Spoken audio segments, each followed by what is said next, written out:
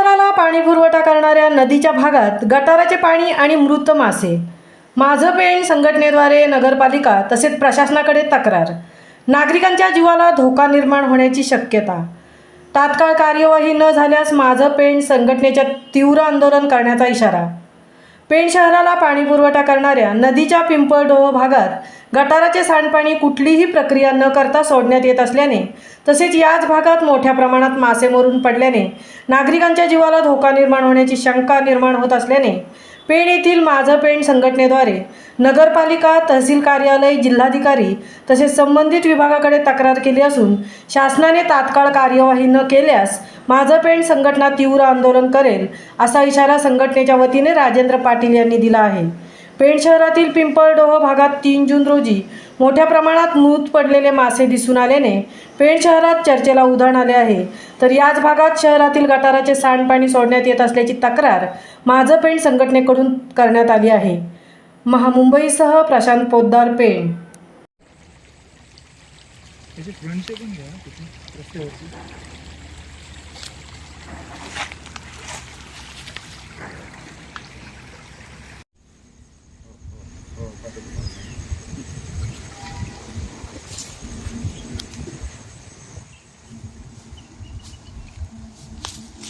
पेणकर, आज माझं पेणची टीम नदीच्या एका भागावर, आपली ही जी भोगावती नदी मागे दिसते ही भोगावती नदी आहे पेणची, आणि आपण इथे का आलेलो आहोत?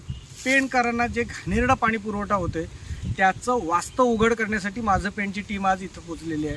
हे नदीचं पाणी आहे. इथून बरोबर 50 मीटरवर साधारण पंप हाऊस आहे जिथून पेणसाठी पाणी लिफ्ट केलं जातं. पेणकरांना पिण्यासाठी जे पाणी सोडलं जातं ते लिफ्ट केलं जातं. आणि आपण बघू शकता, मी ह्या व्हिडिओच्या थोडंसं आधी एक व्हिडिओ जोडलेली आहे की जिथनं गटाराचं पाणी, पेणच्या एका मोठ्या भागाचं गटाराचं पाणी हे पूर्णपणे या नदीत सोडलं जाते. आणि ह्याच नदीचं पाणी आपण तिथून लिफ्ट करून पितोय. आणि आपल्या फिल्टरेशन प्लॅन्टची तर अवस्था आपल्याला माहिती आहे. यातून 2 गुन्हे घडत आहेत. एक म्हणजे पेणकरांना अतिशय घाणेरडं आणि थेट गटाराचं पाणी पुरवलं जातं आहे. आणि पेणची जी आपण ज्या नदीला देवाचं स्थान दिलेलं आहे त्या नदीमध्ये घाणेरडं पाणी पुरवलं पोचतं आहे. नदी घाण होते, जलजीवन घाण होते.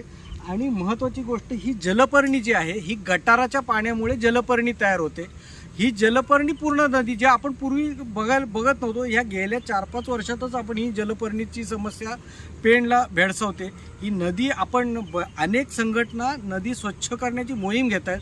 पण माझं म्हणणं आहे की माझं पेणनी जी मोहीम घेतली, गणेशदादा आज नेतृत्व करत आहेत त्या टीमचं, सूरज त्यांना मदत करत आहेत, सगळी टीम त्यांच्याबरोबर आहे. नदी स्वच्छ करण्याच्या ऐवजी नदी घाण करणं हे थांबवलं पाहिजे असं आम्हाला वाटतं. म्हणून आज आम्ही इथे उपस्थित आहोत.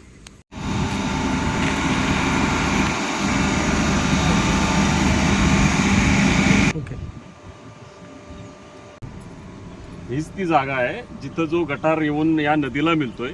आणि तिथून अवघ्या फक्त 50 मीटर अंतरावर हे पंप हाऊस आहे.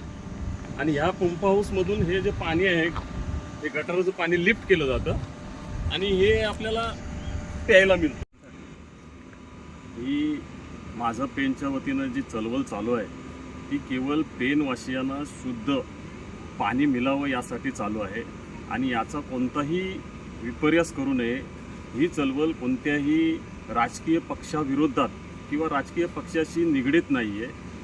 हा सर्व जनतेला एक आव्हान आहे. आणि त्यांनी ह्या स्वच्छ पाणी मिळण्यासाठी या पेणच्या जनतेने ह्या चळवळीच्या सोबत यावं, त्याच्यामध्ये सामील व्हावं, हीच पेणवासियांना एक नम्र विनंती आहे.